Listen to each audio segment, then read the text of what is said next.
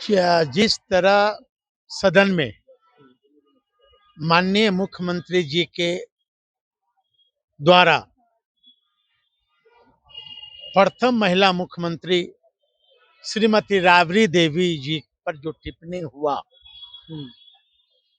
आदरणीय नीतीश कुमार जी को सबसे पहले माफी मांगनी चाहिए। माफी मांगनी आपने देखा होगा पूर्व में भी कि कई कार्यक्रम में नीतीश कुमार जी जाते हैं, चाहिए। महिलाओं को गर्दन पकड़ लेते हैं, कभी महिलाओं को तरह तरह का नकाब हटाते हैं।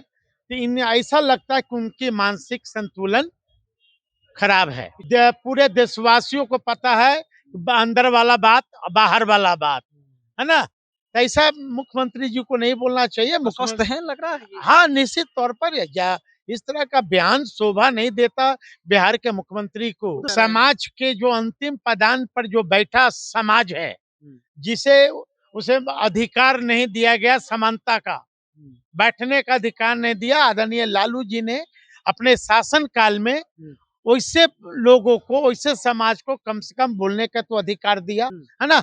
अब आप एससी एसटी मामला में जब पूरे भारत बंद हुए थे, तब 1,000 2,000 लोगों को नाम दिया गया सरकार के द्वारा।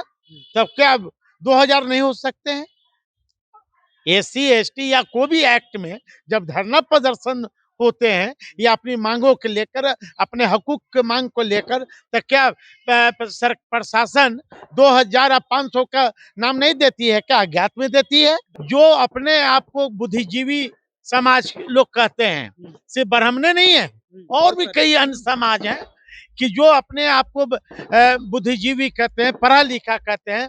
मैं उनसे भी अपील करता हूँ कि जो आपके समाज के अंतिम पदान पर जो बैठा व्यक्ति है, जो कभी समाज के मुख्य धारा से नहीं जुटा, जो अगला पंक्ति में आपके सामने नहीं बैठ पाया, आप 4 कदम उसको दिल से दिल मिलाओ और तो वो भी 8 कदम आगे बढ़ाएगा। भाईचारा कभी खत्म नहीं होनी चाहिए।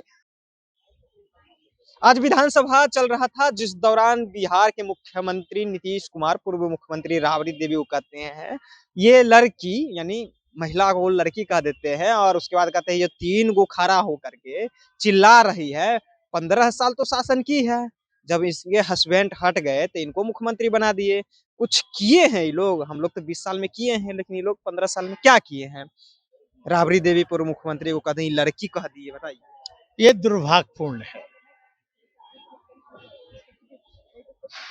जिस तरह सदन में माननीय मुख्यमंत्री जी के द्वारा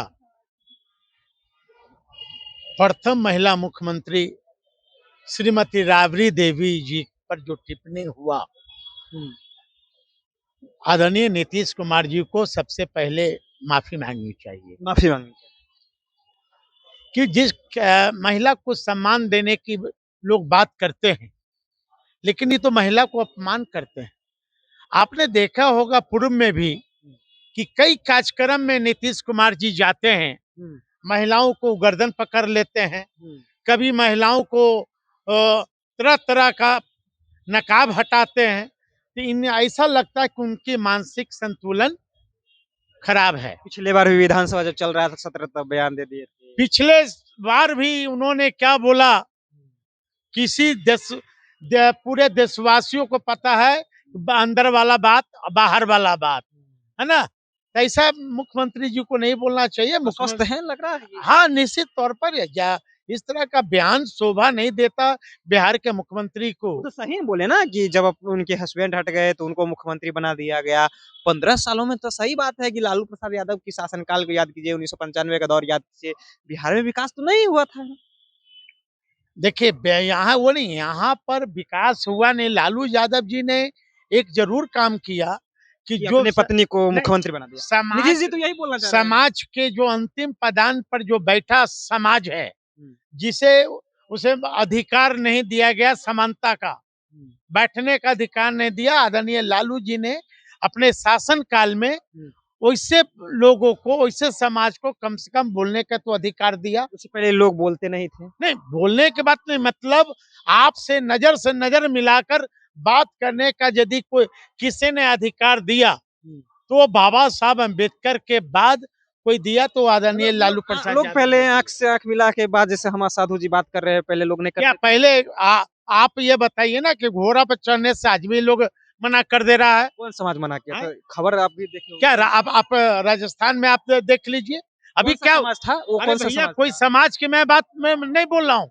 यहाँ मैं वैसे समाज की बात बोल रहा हूँ हुँ। जो अपने आप को कहते हैं कि बुद्धिजीवी। हाँ। अभी दरभंगा में क्या हुआ, हरिनगर में 3 साल से कमाया हुआ मजदूरी का पैसा हुँ। यदि कोई अंतिम समाज के बैठा व्यक्ति मांगने जाता है तो समांती विचारधारा, मनुवादी विचारधारा के लोग उसके घर में हेले जाते चलिए हैं, ठीक है, हम उस पे बोल माँ देते हैं। बहनों पर बलात्कार करने की धमकी देते हैं, अच्छा ठीक है, उस पे घर हम बोल जलाने की धमकी लेकिन देते हैं। 200 लोग, 200 ब्राह्मण समाज, 200 लोग क्या किसी दलित को मारेंगे?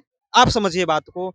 एक घर का मामला था, एक घर से दूसरे घर का मामला था। इसमें पूरे 200 ब्राह्मण के ऊपर एफआईआर किया गया। आप मानते हैं कि 200 जो ब्राह्मण के ऊपर एफआईआर किया गया है, कुछ ऐसे लोग हैं जो बाहर हैं, मुंबई में हैं, दिल्ली में हैं, काम कर रहे हैं, उनके ऊपर भी एफआईआर हो गया है। क्या ये गलत एफआईआर नहीं हुआ है? आपको लगता है कि एससी-एसटी जो एक्ट के तहत जो एफआईआर किया जाता है, वो गलत उसका मिसयूज़ नहीं हो रहा है बिहार में? देखिए ये जांच का विषय है ना। और मैं भी चाहता हूं कि निर्दोष व्यक्ति फंसे नहीं। हुँ। मैं भी चाहता हूं, कौन चाहेगा कि निर्दोष का नाम आवे। वो वहां के अनुमंडल पुलिस पदाधिकारी हैं, वहां वरीय पुलिस अधीक्षक हैं, वो जांच कर रहे हैं और उन्होंने सही पाया कि 10 या 20 लोगों की गिरफ्तारी 12 लोगों अब की। 20 लोगों की हुई है। 20 लोगों की गिरफ्तारी हुई है और वहां के खुद वरीय पुलिस पदाधिकारी का कहना है कि जो दोषी होंगे वीडियो फुटेज हम उठा कर देखेंगे, वो करेंगे। आप सपोज मान लीजिए कि आप 200 250 की बात करते हैं, हुँ। है ना। अब आप एससी एसटी मामला में हुँ। जब पूरे भारत बंद हुए थे हुँ। तब 1-1 हजार 2-2 हजार लोगों को नाम दिया गया सरकार के द्वारा। हुँ। तब क्या 2 हजार नहीं हो सकते हैं? एससी एसटी या कोई भी एक्ट में जब धरना प्रदर्शन होते हैं या अपनी मांगों को लेकर, अपने हकूक के मांग को लेकर, तो क्या प्रशासन 2 हजार या 500 का नाम नहीं देती है? क्या अज्ञात में देती है? दरभंगा में जो वहाँ पे जो चश्मदीद गवाह जिनको कहते हैं, उनका कहना है कि देखिए ये आपसी लड़ाई था और इसे पॉलिटिक्स के जो नेता लोग हैं, पॉलिटिक्स जो करते हैं, वो जातीय रंग दे करके इसे उन्माद और जो है बिहार के बड़े स्तर पर उन्माद फैले ताकि लोग जातीय स्तर से देखें और इसको पूरे जातीय स्तर पे बना दिया गया कि भाई दलित को जो है ब्राह्मण ने मारा इस तरह के। देखिए ये भारत है। भारत तो ये सबका है। भारत नहीं, में ये भारत है। दलित और ब्राह्मण कर देना ये सही नहीं, है नहीं, नेता के द्वारा? ये भारत है। भारत सबका है। हुँ। और मैं भारत तभी खूबसूरत होगा, हाँ, तभी वो खूबसूरत होगा जब हिंदू के बाद दलित के बाद ब्राह्मण करेंगे, ब्राह्मण के बाद पिछड़ा करेंगे, पिछड़ा के बाद अति पिछड़ा करेंगे, हिंदू के बाद मुसलमान करेंगे, मुसलमान के बाद सिख करेंगे, सिख के बाद ईसाई लेकिन करेंगे। कौन लोग हैं जो इसे जातीय रंग दिए अब भाई आखिरकार? भाई मैंने तो नहीं दिया, मैंने तो नहीं दिया, लेकिन मैं तो कह रहा हूं ना कि समाज जो अपने आप को बुद्धिजीवी समाज लोग कहते हैं, सिर्फ ब्राह्मण नहीं है, और भी कई अन्य समाज हैं कि जो अपने आप को बुद्धिजीवी कहते हैं, पढ़ा लिखा कहते हैं। मैं उनसे भी अपील करता हूं कि जो आपके समाज के अंतिम पदान पर जो बैठा व्यक्ति है, जो कभी समाज के मुख्य धारा से नहीं जुटा, जो अगला पंक्ति में आपके सामने नहीं बैठ पाया, आप 4 कदम उसको दिल से दिल मिलाओ और तो वो भी 8 कदम आगे बढ़ाएगा। भाईचारा कभी खत्म नहीं होनी चाहिए। जो दरभंगा का जो घटना है वो दुर्भाग्यपूर्ण है। चलिए तो दरभंगा की जो घटना है वो दुर्भाग्यपूर्ण है, लेकिन जो चश्मदीद गवाह होते हैं उनका कहना है कि देखिए इससे 2 घर की लड़ाई थी, जिस तरह से पैसा लेने-देने का मामला है, उसे जातीय रंग में नहीं देना चाहिए था। लगभग 200 लोगों पर जो है वो एफआईआर दर्ज हो गया जिसमें से नामज़द जो है 70 लोग बताए जा रहे हैं। कई लोगों की अरेस्टिंग जो है वो हो रही है और इसमें भी कहा जा रहा है कि छानबीन किया जा रहा है। आखिरकार गलत को ही सिर्फ फँसाया जाएगा, जो निर्दोष है उन्हें फँसाने की कोशिश ना की जाए। फिलहाल आप जनता जंक्शन देख रहे थे, मेरा नाम ऋषि है।